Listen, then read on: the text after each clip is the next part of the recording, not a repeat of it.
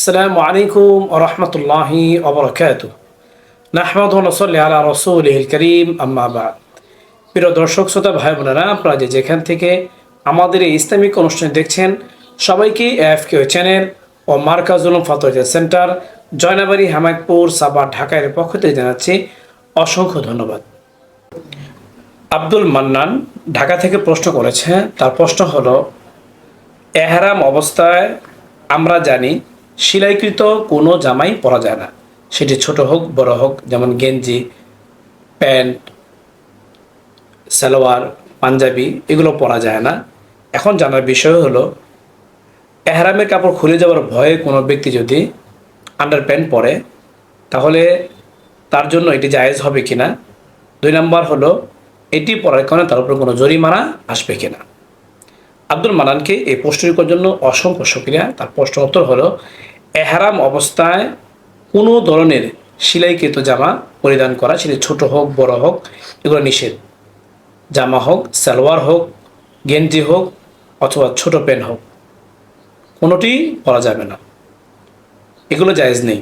এমনকি under pant যদি কেউ নিচে কোনো ছোট প্যান্ট পরে থাকে, সেটাও জায়েজ হবে না। এই অবস্থা যদি কেউ পরেও ফেলে আর একদিন পরিমাণ যদি হয়ে যায়, তাহলে তাকে দম দিতে হবে। তার জন্য দম দেওয়া ওয়াজিব। একদিনের কম হলে তাকে দিতে হবে না, তবে একদিন পরিমাণ যদি হয়ে যায় অবস্থায়, তাহলে তাকে দম দিতে হবে, তার উপর দম ওয়াজিব হয়ে যাবে। এই জন্য এই সমস্ত ধ্যান ধারণা থেকে বের হয়ে শুধু এহরামের কাপড়, সেলাইবিহীন কাপড় পরিধান করা। এই জাতীয় কোনো শখ সন্দেহ, খুলে যাওয়ার ভয় থাকলে ভালো করে বেল্ট ব্যবহার করা, কিন্তু কোনো ধরনের প্যান্ট ব্যবহার না করা, কারণ প্যান্ট সেলাইকৃত থাকে। আর সেলাইকৃত জামা এহরাম অবস্থায় পরিধান করা এটি নিষেধ।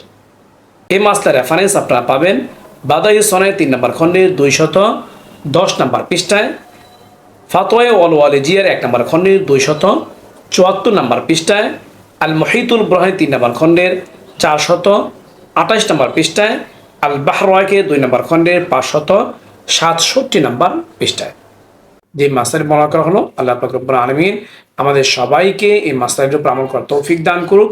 এরকম গুরুত্বপূর্ণ ইসলামিক প্রশ্নের উত্তর জানতে চাইলে অবশ্যই আমাদের ইউটিউব চ্যানেলটি সাবস্ক্রাইব করে আমাদের সাথে থাকবেন। ভালো লাগলে লাইক ও শেয়ার করবেন। তাছাড়া আপনাদের কোনো প্রশ্ন থাকলে আমাদের ইউটিউব কমেন্ট বক্সে আপনারা প্রশ্ন করতে পারেন।